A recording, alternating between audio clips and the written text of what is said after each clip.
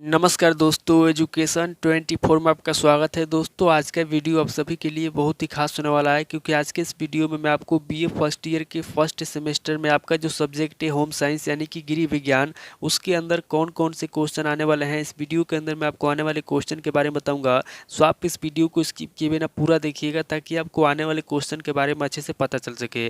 तो आइए बिना किसी देरी के हम लोग शुरू करते हैं और जो भी क्वेश्चन आने वाले हैं उन आने वाले क्वेश्चन के बारे में जानते हैं। दोस्तों, आगे बढ़ने से पहले मैं आपको एक बात बता दूं कि बहुत सारे स्टूडेंट कमेंट करते हैं कि सर आप जो क्वेश्चन बताते हैं या फिर आप जो क्वेश्चन देते हैं वो क्वेश्चन किस यूनिवर्सिटी के लिए होता है। तो दोस्तों, मैं आपको बता दूं कि मैं आपको जो भी क्वेश्चन देता हूं ये क्वेश्चन सभी यूनिवर्सिटी के लिए होता है, यानी कि मैं सभी यूनिवर्सिटी का मिला करके आपको क्वेश्चन देता हूँ। तो यहाँ पर मैं आपको जो भी क्वेश्चन बताऊँगा सभी यूनिवर्सिटी के लिए होगा। तो जितने भी स्टूडेंट हैं, चाहे वो किसी भी यूनिवर्सिटी के हों, आपको क्या करना है कि मैं आपको जो भी क्वेश्चन बताऊँगा उन क्वेश्चन को नोट करना है, और जिस भी किताब से या जो भी आपके पास सीरीज है किताब है उससे मिला करके आपको उसके आंसर याद करना है। तो यहाँ पे मैं सबसे पहले आपको लघु उत्तरीय प्रश्न के बारे में बताऊंगा, उसके बाद आगे मैं आपको दीर्घ उत्तरीय प्रश्नों के बारे में बताऊंगा। तो यहाँ पे सबसे पहले हम लघु उत्तरीय प्रश्नों के बारे में जानेंगे। तो यहाँ पे लघु उत्तरीय प्रश्नों में पहले प्रश्न की बात की जाए तो यहाँ पे आपका पहला प्रश्न दिया हुआ है, गृह विज्ञान शिक्षा का महत्व बतलाइए। पहला क्वेश्चन कह रहा है जो गृह विज्ञान है, यहाँ पे आपको गृह विज्ञान शिक्षा का महत्व बताना है, यानी कि गृह विज्ञान शिक्षा का क्या महत्व है, यहाँ पे आपको गृह विज्ञान शिक्षा का महत्व बतलाना है। अब अगले क्वेश्चन की बात की जाए तो यहाँ पे आपका दूसरा क्वेश्चन दिया हुआ है, श्वास नली के कार्यों का वर्णन कीजिए। दूसरा क्वेश्चन कह रहा है जो श्वास नली है, यहाँ पे आपको श्वास नली के कार्यों का वर्णन करना है, यानी कि श्वास नली का क्या कार्य है, यहाँ पे आपको श्वास नली के कार्यों के बारे में बताना है। अब अगले क्वेश्चन की बात की जाए तो यहाँ पे आपका तीसरा क्वेश्चन दिया हुआ है, रक्त क्या है, लाल रक्त कणों के कार्यों पर टिप्पणी लिखिए।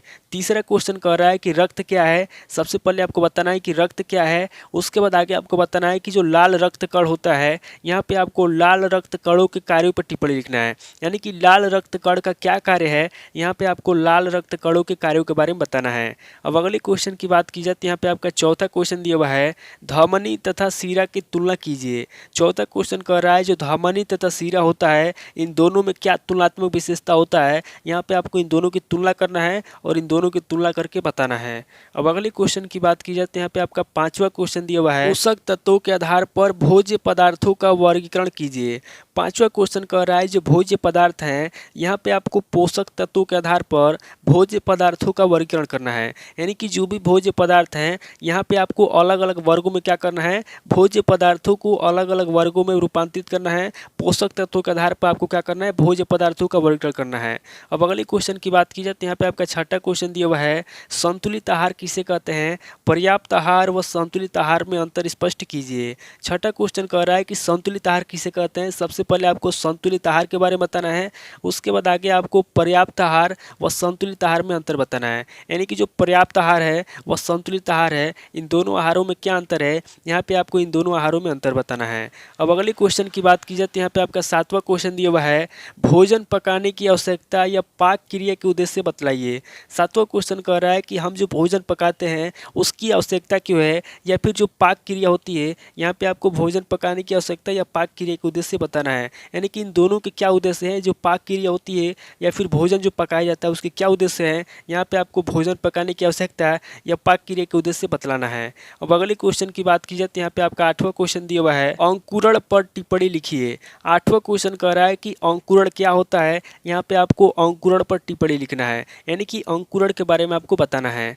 अब अगले क्वेश्चन की बात की जाए तो यहाँ पे आपका नवा क्वेश्चन दिया हुआ है, अनुपूरक पदार्थों से आपका क्या अभिप्राय है। नवा क्वेश्चन कह रहा है जो अनुपूरक पदार्थ होते हैं, यहाँ पे आपको अनुपूरक पदार्थों के बारे में बताना है कि अनुपूरक पदार्थ क्या होते हैं, यानी कि अनुपूरक पदार्थों के बारे में आपको लिखना है। अब अगले क्वेश्चन की बात की जाए तो यहाँ पे आपका 10वां क्वेश्चन दिया हुआ है, विस्थापक पदार्थों से आपका क्या अभिप्राय है। सेम क्वेश्चन यहाँ पे अनुपूरक पदार्थों के बारे में पूछा है और यहाँ पे आपसे विस्थापक पदार्थों के बारे में पूछा है, तो यहाँ पे आपको विस्थापक पदार्थों के बारे में बताना है कि विस्थापक पदार्थ क्या होता है। अब अगले क्वेश्चन की बात की जाए तो यहाँ पे आपका 11वां क्वेश्चन दिया हुआ है, वंशानुक्रम की प्रक्रिया को समझाइए। 11वां क्वेश्चन कह रहा है जो वंशानुक्रम की प्रक्रिया है, यहाँ पे आपको वंशानुक्रम की प्रक्रिया को समझाना है। अब अगले क्वेश्चन की बात की जाए तो यहाँ पे आपका 12वां क्वेश्चन दिया हुआ है, विकास के नियम को स्पष्ट कीजिए। 12वां क्वेश्चन कह रहा है जो विकास का नियम है, यहाँ पे आपको विकास के नियम को स्पष्ट करना है, यानी कि विकास के नियम को आपको समझाना है। अब अगले क्वेश्चन की बात की जाए जाए तो यहाँ पे आपका 13वां क्वेश्चन दिया हुआ है, भाषा विकास की विभिन्न अवस्थाओं को समझाइए। 13वां क्वेश्चन कह रहा है जो भाषा विकास की विभिन्न अवस्था है, यहाँ पे आपको भाषा विकास की विभिन्न अवस्थाओं के बारे में बताना है। अब अगले क्वेश्चन की बात की जाए तो यहाँ पे आपका 14वां क्वेश्चन दिया हुआ है, आरंभिक बाल्यावस्था में विकासात्मक कार्य पर संक्षिप्त टिप्पणी लिखिए। 14वां क्वेश्चन कह रहा है जो आरंभिक बाल्यावस्था में विकासात्मक कार्य होता है, यहाँ पे आपको आरंभिक बाल्यावस्था में विकासात्मक कार्य पर संक्षिप्त में टिप्पणी लिखना है। अब अगले क्वेश्चन की बात की जाए तो यहाँ पे आपका 15वां क्वेश्चन दिया हुआ है, क्रियात्मक विकास को परिभाषित कीजिए। 15वां क्वेश्चन कह रहा है जो क्रियात्मक विकास होता है, यहाँ पे आपको क्रियात्मक विकास की परिभाषा लिखना है, यानी कि क्रियात्मक विकास को परिभाषित करना है। अब अगले क्वेश्चन की बात की जाए तो यहाँ पे आपका 16वां क्वेश्चन दिया हुआ है, संज्ञानात्मक विकास के संदर्भ में पियाजे के विचार बतलाइए। 16वां क्वेश्चन कह रहा है जो संज्ञानात्मक विकास होता है, यहाँ पे आपको संज्ञानात्मक विकास के संदर्भ में पियाजे के विचार बताना है। जो पियाजे के विचार है, जो पियाजे के सिद्धांत है, यहाँ पे आपको संज्ञानात्मक विकास के संदर्भ में पियाजे के विचार को बताना है।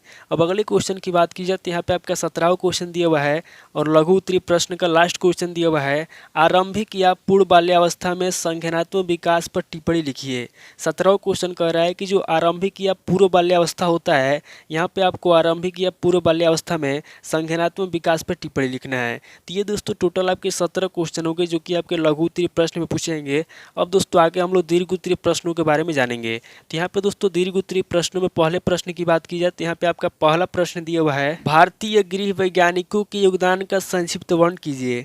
पहला क्वेश्चन कह रहा है जो भारतीय गृह वैज्ञानिक है, यहाँ पे आपको भारतीय गृह वैज्ञानिकों के योगदान का संक्षिप्त में वर्णन करना है। अब अगले क्वेश्चन की बात की जाए तो यहाँ पे आपका दूसरा क्वेश्चन दिया हुआ है, मानव कोशिका का नामांकित चित्र बनाइए तथा इसके कार्यों को समझाइए। दूसरा क्वेश्चन कह रहा है जो मानव कोशिका है, यहाँ पे आपको मानव कोशिका का नामांकित चित्र बनाना है और इसके कार्यों को समझाना है। यानी कि जो मानव कोशिका है, सबसे पहले आपको मानव कोशिका का चित्र बनाना है, उसके बाद आपको मानव कोशिका के कार्यों को समझाना है। अब अगले क्वेश्चन की बात की जाए तो यहाँ पे आपका तीसरा क्वेश्चन दिया हुआ है, श्वसन क्रिया में फेफड़े का महत्व बताइए।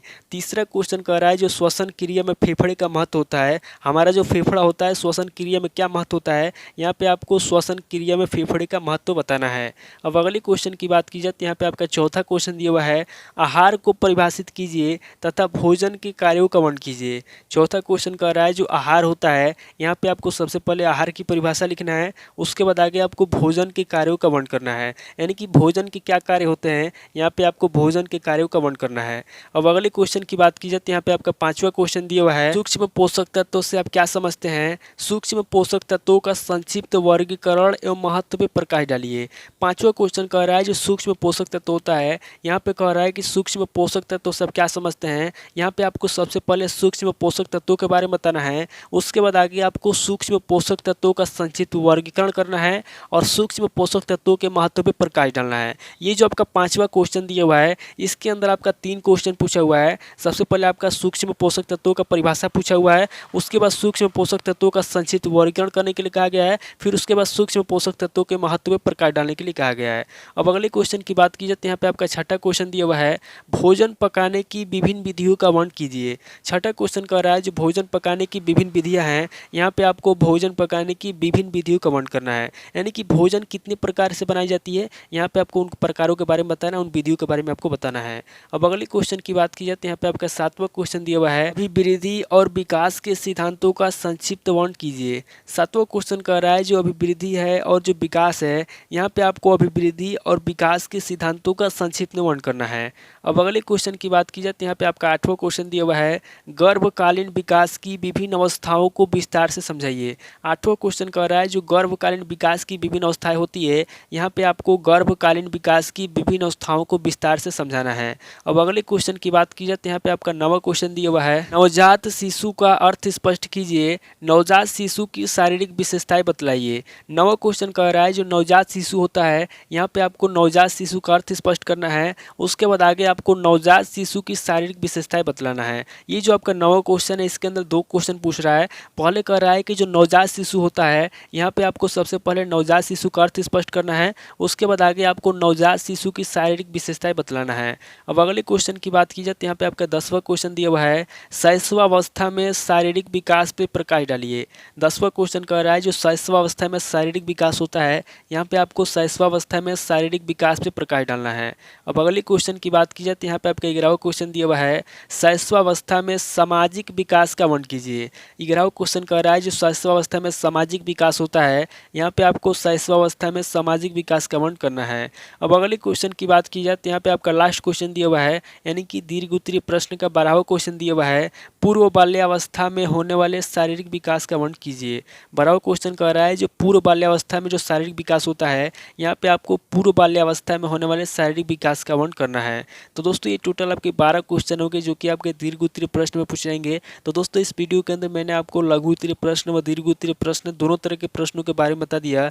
आप इन दोनों तरह के प्रश्नों को नोट कर लीजिए और किसी किताब से सीरीज से मिला करके याद कर लीजिए। तो दोस्तों आज इस वीडियो को वहीं पे स्किप करता हूँ और मिलता है आपसे नेक्स्ट वीडियो में। अगर आपको वीडियो अच्छा लगा तो वीडियो को लाइक कीजिए, शेयर कीजिए और कमेंट करके बताइए कि आपको नेक्स्ट वीडियो किस टॉपिक के ऊपर चाहिए। थैंक यू दोस्तों।